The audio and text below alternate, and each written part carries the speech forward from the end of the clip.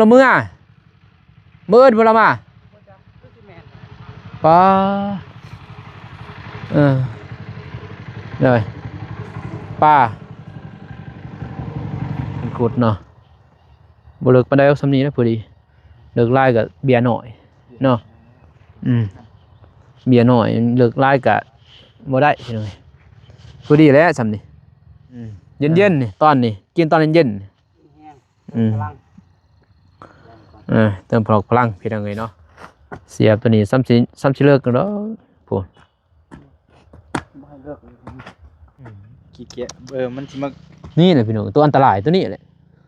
แต่ว่าเข้าว่าให้ตัวนี้มีให้งามได้กาแฟอันนี้นี่หรือเข้าว่ามีตัวนี้กาแฟงามเขาโมนี่แหละเป็นผู้เฮ็ดให้ดินมันพุยเขาแต่ว่าตัวกัดกับตัวนี้แหละพี่น้องกันหากับโมนี่แล้วกัดบัดนั้นสิเอาไปใส่ต่ออีกตัวนี้นี่เพิ่นเมื่อยได้เพิ่นผ่าเพิ่นสิไปผ่าใหม่บ่ได้บ่ไหวเนาะ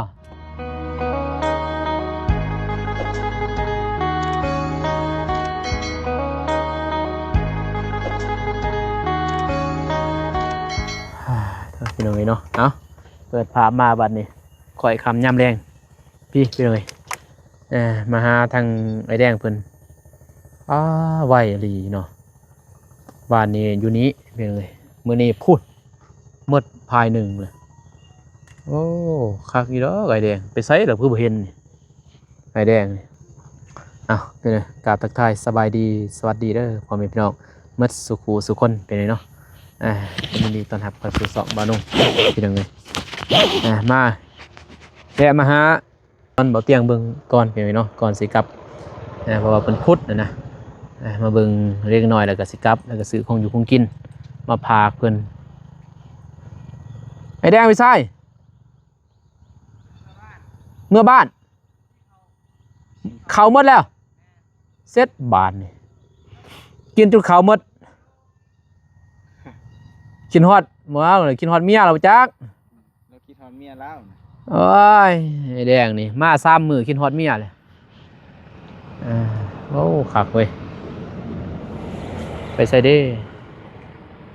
บริษัทป่ะเด้อสบายดีน้องเมฆบริษัทซื้อพักพี่น้องเอ้ยซื้อพักซื้อป้าทู่ให้เพิ่น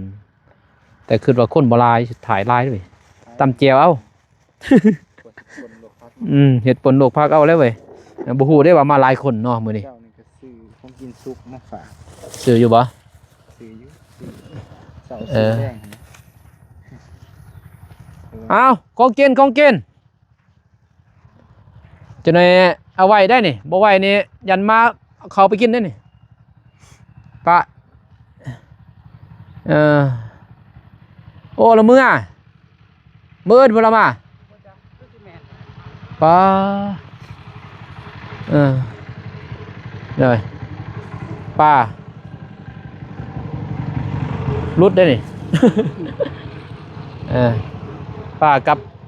พักนั่นลวกน้องเมฆซื้อนั่นมาเดิมไปใครเลยรถตอนเมื่อยกำลังเย็นเย็นไหนจนไหนเศร้าเย็นได้ตอนนั้น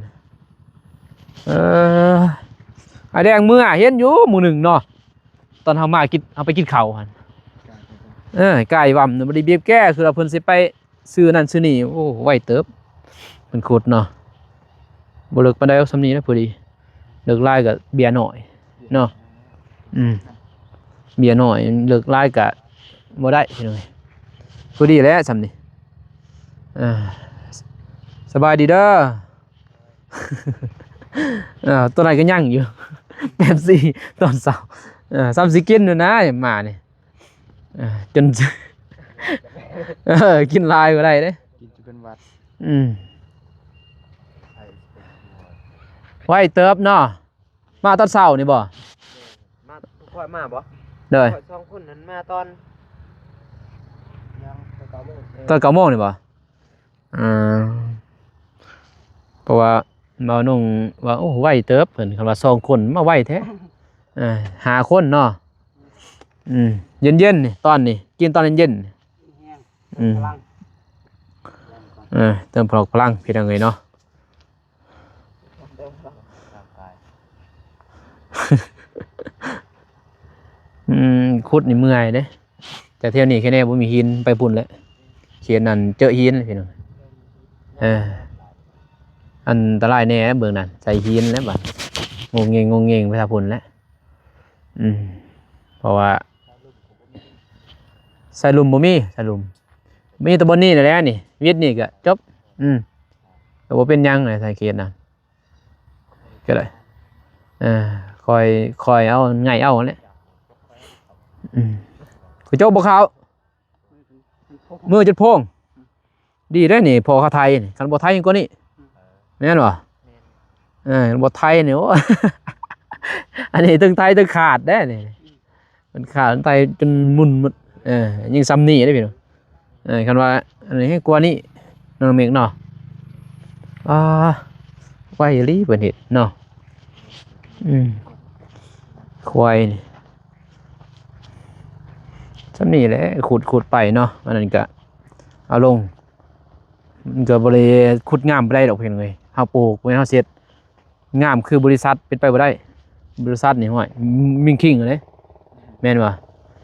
ได้เสมอแล้วคันซีแจ้ก็เจเสมอเลยบริษัทเฮานี่ซ้ำนี่ก็โอ้ก็ได้เลยเนาะ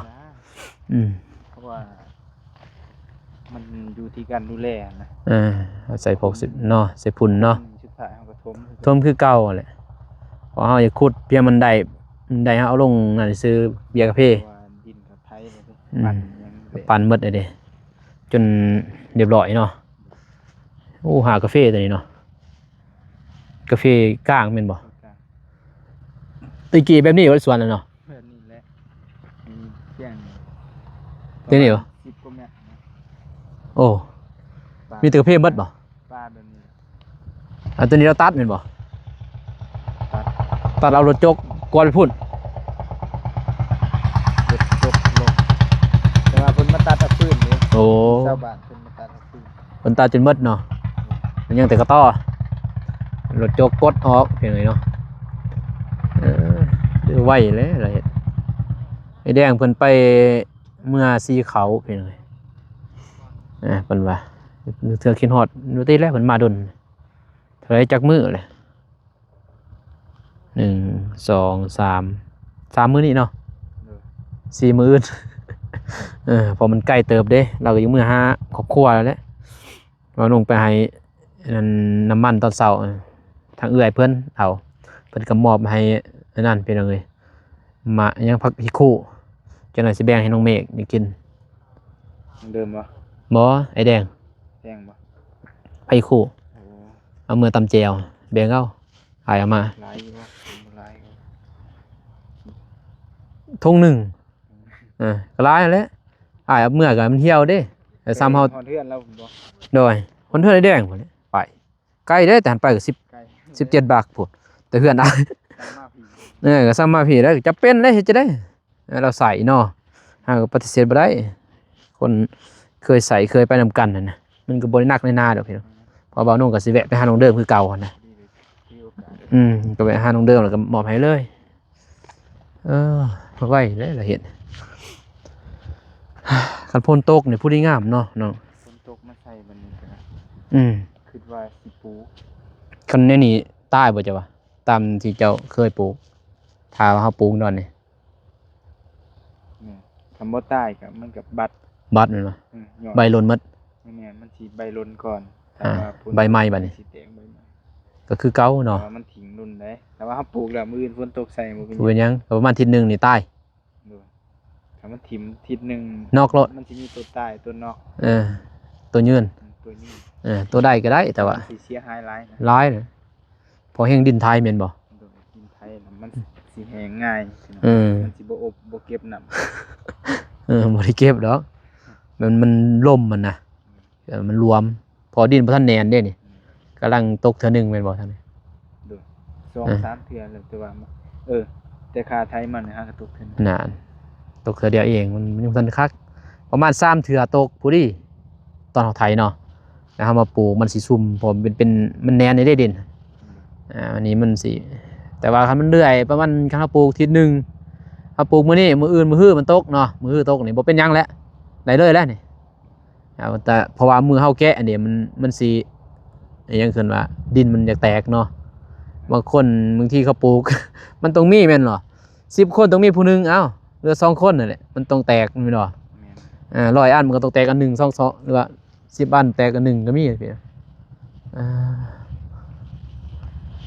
ถ้าไปปลูกแล้วหมดนี่โอ้บรรยากาศนี่คักแน่เลยนี่เขียวเสียดายดินเราบ่หลายเนาะ บัดปลูกแล้วอยู่ได้หลายพี่น้อง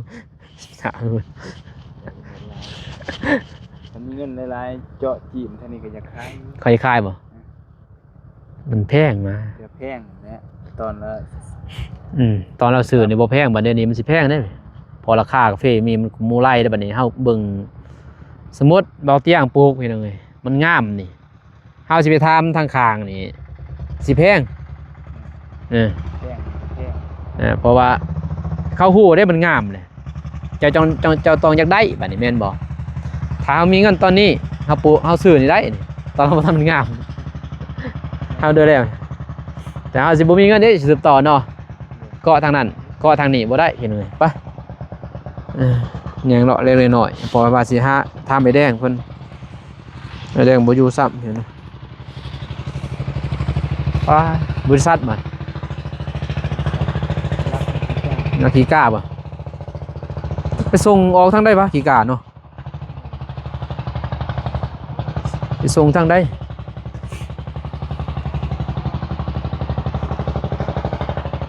เศร้าแล้วบ่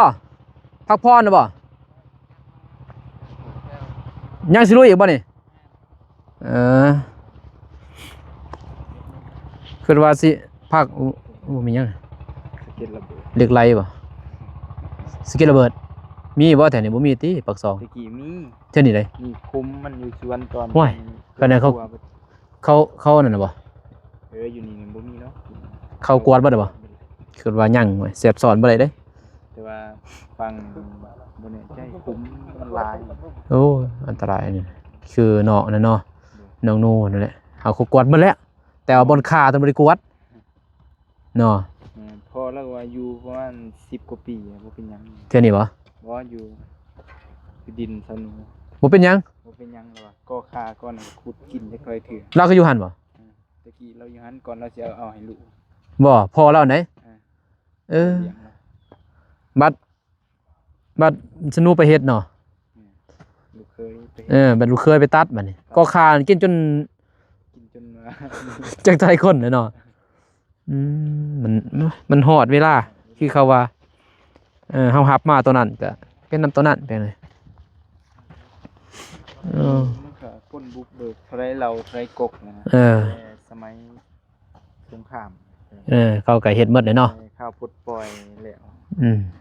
เขาก็มันเป็นดินเก่าสวนขึ้นแนวนี้ขุดยังสาวมากขึ้นมา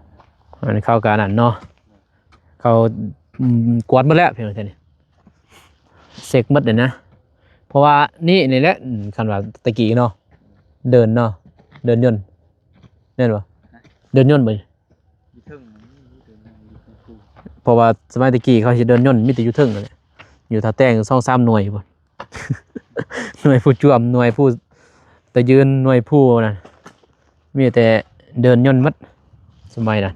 เที่ยวหน้าบ่าวนุ่งก็มีละเมิดไปเลยแต่ว่าเดี๋ยวนี้เพิ่นไปกวาดหมดแล้วแท้นั้นตอนนั้นบ่ทันไปกวาดตอนบ่าวนุ่งไปอยู่ก็ยังแล้วเพิ่นกวาดซั่นเลยหันก็ไถเซยมีฮอดไห้บูฮานบ่าวนุ่งส่วนส่วนอันนี้ปานคันไปเจอไห้ว่าไห้กระดูกคนกระดูกยังบ่ฮู้แล้วไห้ใหญ่เติบสำคานี่ไห้ซับถึกแต่เบิ่งฉันบ่มีหยังคือว่า มีกระดูกคนเลย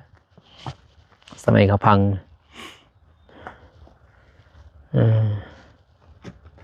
ไหวอีดอกเนาะ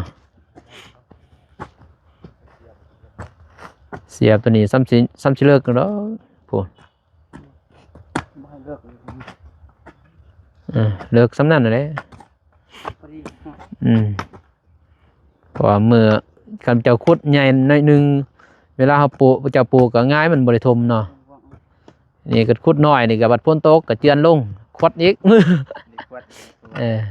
ต้องทาพ้นตกบ้าน เกินว่าเวลาปลูกก็ควัดอีกนิดนึงเนาะบ่ยากดอกเพราะว่าจ้างเพิ่นหมดเลยเด้พี่น้องทางบ่เตียงเพิ่นจ้างหมดเลยเนาะถึงปลูก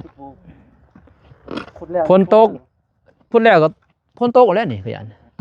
มันน่าสิตกอยู่มั้ง ขุดแล้วก็ปลูกเลยแล้วนี่ 3-4 มื้อฝนตกคนมาปลูก ปลูกเลยแล้วปลูกน้ำแน่เกินว่าขุดน้ำแน่เนาะถ้าฝนตกแม่นบ่พอยันอีหยังเกินนะอย่ามันต้มขึ้นเมื่อยผู้ขุดเด้อเนาะ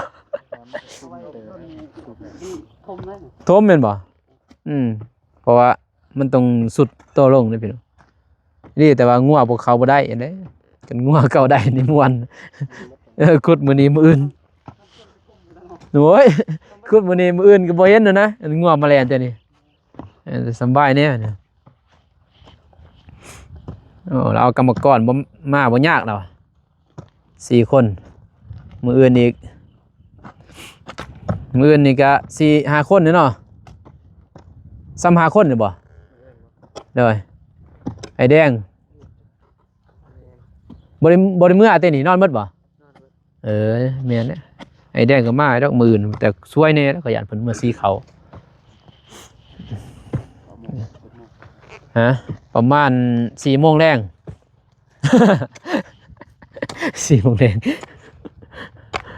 เราจะมา4 โมงแรงเลยมื้ออื่น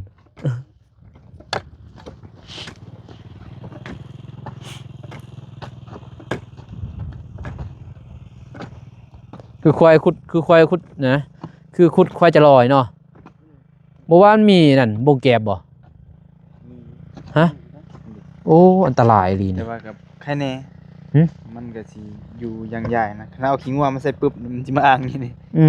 ขี้เกียจมันสิมานี่แหละพี่น้องตัวอันตรายตัวนี้แหละแต่ว่าเขาว่าให้ตัวนี้มีให้งามได้กาแฟอันนี้นี่หรือเขาว่า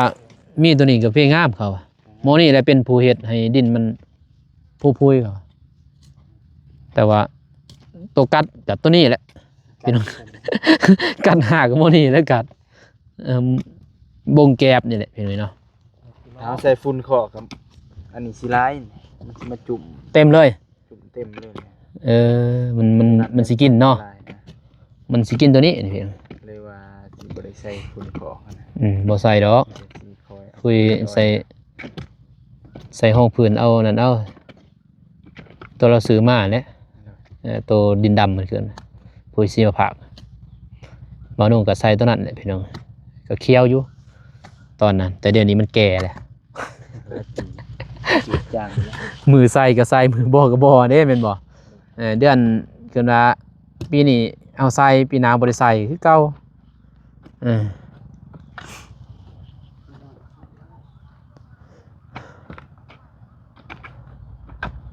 วันนั้นก็เก็บน้ำเด้อเห็นบ่ใหม่ก็เก็บน้ำเลย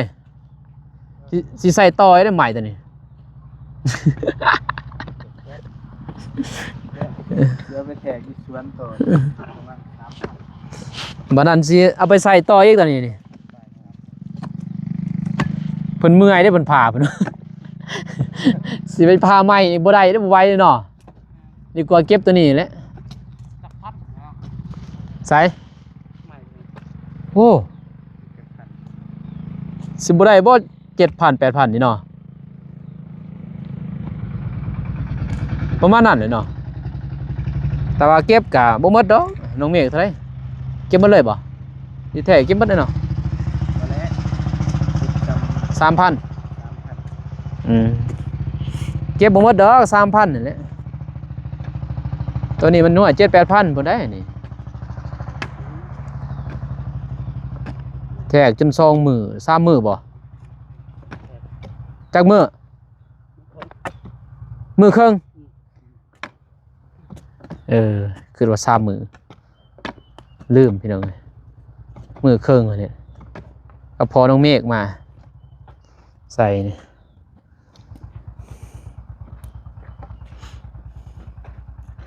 ตอนแรกนี่แหละเฮ็ดได้ว่าเจ้าสิเฮ็ดซ้ำนี่แต่นี่เฮ็ดจนฮอด 6 โมงพุ่นจะไปอาบน้ำบัดนี้กันตอนเช้าอีกลูกแต่ 6 โมงอีกโคตรจนฮอด 8 โมงพักผ่อนมันร้อนดิ จะเฮ็ดบ่ได้มันฮ้อนเนาะ1 โมง 2 โมงบ่วินเลยนี่มันเอาเด้พอดินตัวนี้เฮาทายมันเอาขึ้นพี่นะเป็นลมไปในหน่วยได้เงินบ่คุ้มค่าเลย เข้าหมอก่อนคอยเฮ็ดนั่นแหละซากดื้อไว้ก็คอยเฮ็ดก่อนเพียงเฮาเกินว่าอยู่ดีมีแฮงนะสิซ่าก็ยามันก็ได้เงินเนาะกันเว้าย่านลุบนี่เป็นไปบ่ได้ คือมื้อนี้เฮ็ดคุ้มแล้วย่านลุบได้บ่สมมุติเดือนหนึ่งยังอยู่นี่ว่ะลุบได้บ่บ่ได้แล้วกันนั่น ตายตัวเองสิตายคุ้มตัวเองนี่ แต่มันก็ซุ่มอยู่แล้วเนี่ย ซุ้มนี่ปลูกได้ได้แต่ว่ามากลางเว้นที่มันหอนเนาะคันว่าเบิ่งกลาง ยันมันสิเผาใบ หันแหละบัดเฮาคือตอนนี้นี่ตอนแรกนี่มันเย็นเด้โอ้ปลูกได้ว่ะ เห็นตอนเตียง ตอนเตีย ไปอยู่เพื่อนยังหอนเนาะบ่ไหวแล้วกาแฟตายบ่ไหวพี่น้องว่าตอนมันแรงๆกับตอนเช้านี่ได้ปลูกได้พุ่นยังบัดเจอตอนเที่ยงมาบ่ไปกลับสิกลับก่อนเด้อคอยเฮ็ดนั่นแหละเป็นลมบ่ได้เด้อ คอยเฮ็ดอาการร้อนยิ่งบุกนี่ว่าเป็นลมเลยนะพี่น้องเอ้ยเนาะคือไรแดงอยู่คือว่าดอยกลับก่อนโอ้ยังเซยเนาะก็ต่อตัวนี้เนาะ โอ้ ยังเล่น หลอด หลอดสายตาเลย หลอดใบไทย นี่คืนได้นี่เจนี่บริใต้ได้กาแฟกลางพอหากมันลายพี่น้องเลยไปบางทงก็ออกเดินทางกลับเลยได้พี่น้องให้น้องเมฆเพิ่นสิเข้าไปบ่ เข้าไปอยู่เพราะว่ามีแนวหมอบให้เพิ่น โอเค เครื่องผู้ใหญ่เพิ่นฝากมาให้ โอ้ตัวน้องไปเอามันบ่ เลย แล้วทางอาจออกมาเลยกลับเลยเด้ โอเค มีแต่ว่ามื้ออื่นจังว่ากัน เขาไปไว้อยู่มีแต่ โดย มาก็พอดีเลย พอดีแล้วมีหยังก็บอกกับน้องเพิ่นนั่นแหละแล้วก็ไปนำเพิ่นเลยหาเพิ่นเอารถมาล้างทางได้เพราะเฮาบ่มีรถเด้เอาคือเห็นนำมื้อนี้เฮาขี่รถจักรนั่นเนาะสิเอาหยังได้ยอมคือประตูก็เอามาบ่ได้ดิมันล่มเลยนี่เห็นเบาโกว่าบ่ได้ดอกกันคนละอันกันน้องเพิ่นจับบ่ได้อีกบัดนี้สิให้น้องเพิ่นจับมันก็บ่ให้น้องเพิ่นขับบ่คืออีก พัดยันตกรถ ผู้นี้เพิ่นขับบ่ได้ไปซัดลงห้องครึ่งบ่ได้ผู้นี้ เขาจับได้แต่เพิ่นครึ่งบ่ได้แม่นบ่ลมพัดแฮงจังซั่นแล้วอาจสิกลับก่อนเด้อโดย มาเบิ่งมา โดย นี่แหละมาเบิ่งเล็กน้อยๆเพิ่นบ่นุ่งก็อัปเดตนี่แหละพอบ่เตียงเพิ่นบ่ได้อัปเดตนะบ่นุ่งสิอัปเดตทุกมื้อให้ FC เบิ่งเพิ่นเนาะว่าคืบหน้าไปฮอดไซต์เพิ่นทางทีมงานในแรงเพิ่นเฮ็ดว่าสิฮอดไซต์ว่าสิปลูกมื้อใดก็ติดตามเบิ่งนั่นแหละ เบิ่งเนาะ อืม มีการ วิธีการปลูก แต่บุกเบิกจน จนปลูกจนขุดคุมวิธีแบบ เก็บมา ก่อนสิได้แม่นบ่ก่อนสิได้เป็นหมากเป็นหน่วยคือเบาเตียงไปกินนั่นแหละเพียงแบบนั้นแหละก่อนสิได้กินก็นี่แหละขุดบุกเบิกแล้วก็มาขุดนี่ขุดแล้วปลูกแม่นเนาะปลูกแล้วก็ดูแลบัดรักษาเสียยุคเสียหยะแม่นบ่มันก็หลายอย่างได้ยังหลาย3สิได้เก็บอยู่เนาะปุ่นแล้วปีหน้าสิได้เก็บอยู่แต่บ่หลาย เก็บอยู่น้อยนึง แต่บ่หลาย แต่ว่าได้เก็บแน่ทำไปต้น ก็ได้แล้วนี่ ลาย อีกตาปลาย กบละก กกละกรรมกรรมลายได้รู้ต้นหนึ่งต้นปลายต้นปลายกะบุกคันว่าไรก็บุกุมค่าแล้วตัวเขาเสียไป แต่เขากินยาวนานแม่นบ่ ำไปปี ตัวนี้ ตัวนี้แบบยาวนานพี่น้องเอ้ยเนาะโอเคว่านุ่งกะสิเดินทางกลับก่อนบัดนี้ไปมีแต่ให้น้องเมฆเพิ่นเข้าไปหาน้องนูนิดนึงพี่เนาะแล้วก็อัปเดตเล็กๆน้อยพอบอกโก้เพิ่นก็ทาอยู่หั่นแหละบ่แม่นน้องเมฆอยู่คนเดียวเด้พี่น้องทางบอกโก้นำอยู่หั่นเนาะมื้อนี้ก็มีสร้างเพิ่นเฮ็ดค่ำเลยก็ยันจน 5-6 โมงหูจักทางสร้างเพิ่นเนาะโอเคพี่เนาะคลิปนี้ว่านุ่งก็สิจบเป็นนี้ก่อนพอพี่เนาะก็ขอบคุณขอบคุณทางผู้ใหญ่ใจบุญทุกท่านที่เข้ามาเบิ่งมาชมคลิปว่านุ่งแต่ตอนจบคลิปพอแม่พี่น้องเนาะก็ขอให้อยู่ดีมีแรงหมดสู่คนเด้อพี่น้องเด้อพบกันใหม่คลิปหน้าคลิปนี้ขอกล่าวคำว่าสบายดีพี่น้องไปบ๊ายบายบ้าโตไปเก็บกระเพาะได้ผลแลนรถสายจวดเลย